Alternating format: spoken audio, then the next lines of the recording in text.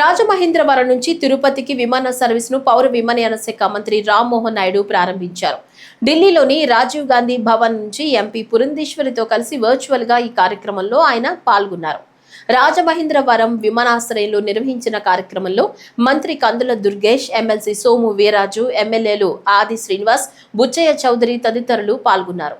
ఈ సందర్భంగా రామ్మోహన్ నాయుడు మాట్లాడుతూ దేవి నవరాత్రుల్లో తిరుపతికి విమాన సర్వీసులు ప్రారంభించడం అదృష్టంగా భావిస్తున్నట్లు చెప్పారు.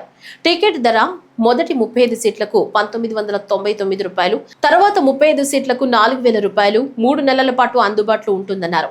ఢిల్లీ, ముంబైకి ప్రారంభించిన విమాన సర్వీసులు నిండుగా నడుస్తున్నాయని చెప్పారు. భవిష్యత్తులో షిరిడి, వారణాసి, కొచ్చి తదితర ప్రాంతాలకు సర్వీసులు ప్రారంభిస్తామన్నారు.